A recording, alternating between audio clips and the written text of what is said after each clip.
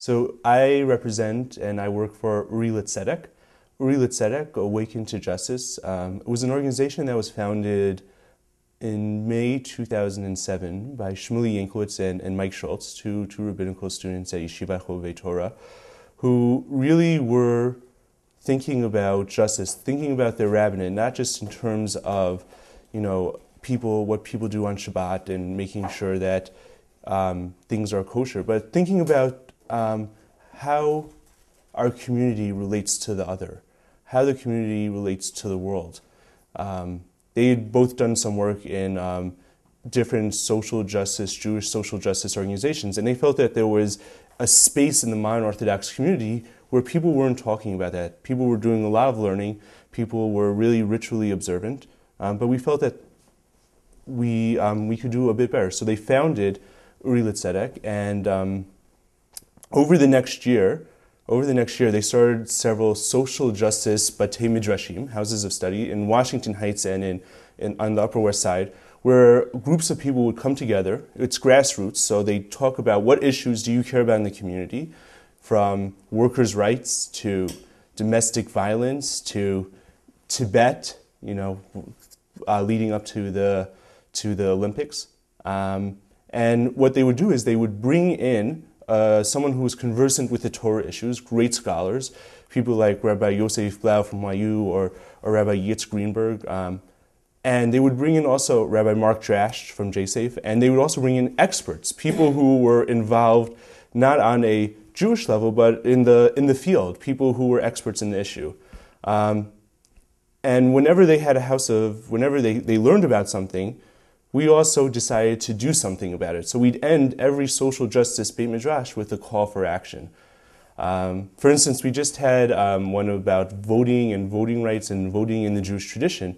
And we left saying, well, this is what you could do on election day to make sure people aren't disenfranchised. So that went on for about a year. It was a growing organization. I wasn't technically involved yet.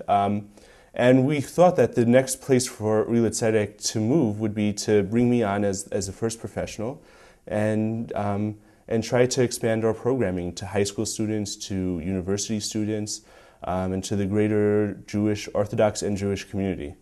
At that point, around May 12th to be exact, the government decided to raid agri-processors in Postville, Iowa. And if you read the affidavit, part of it was because there were undocumented workers, about 300 plus people from Guatemala.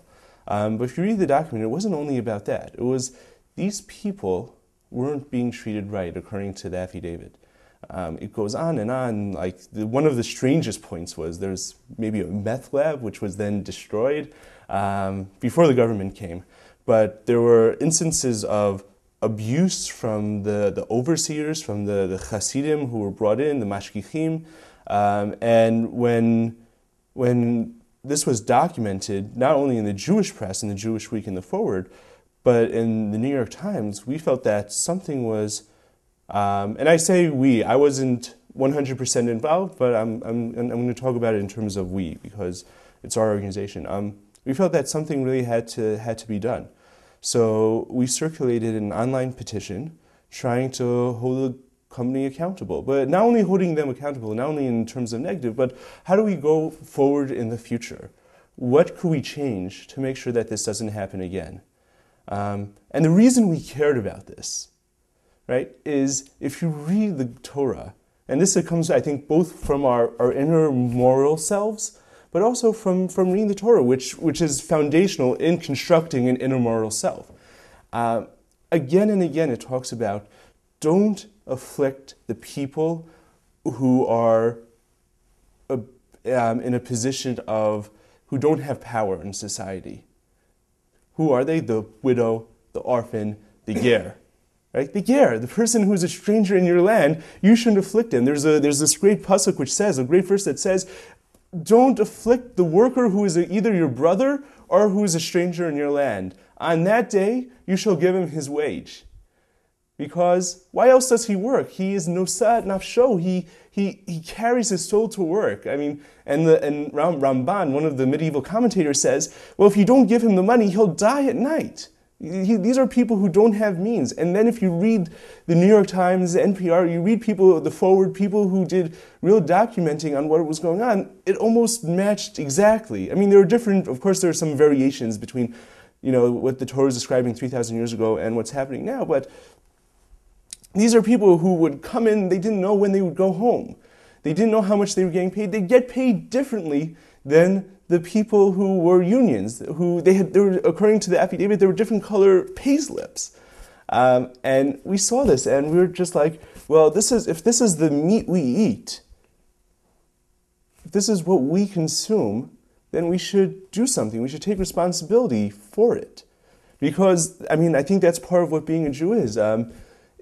These things might be technically kosher, and actually people had some questions. There was a PETA video, but the OU says it's technically kosher, okay, but on a different level, how could we be part of a system? How could we contribute to a system which led to some of these abuses? So what we did was we had an online petition. Several thousand people signed, including people like Ruth Messenger, the head of AJWS, and others, leaders of the community and just regular kosher consumers. And we called for a boycott if things don't change in a month. So it wasn't right away, and it wasn't meant to be punitive. It's let's think together with the company on how we could change the practices, and also how can we educate the community about issues like this that go on. So, and some of this has been documented in the press. The company met with my colleagues pretty quickly. One of the things that we're talking about were bringing on a CCO, a guy named Jim Martin, a Chief Compliance Officer, and other structural changes to the company to make sure abuses like this wouldn't happen again. And they weren't so forthcoming, so we decided to call the boycott for a while. And we did, and when we felt we were getting access to these people, we called it off because our thinking was, we don't want to put this company out of business. We just want to, try moving this big ship, nudging it a little this way.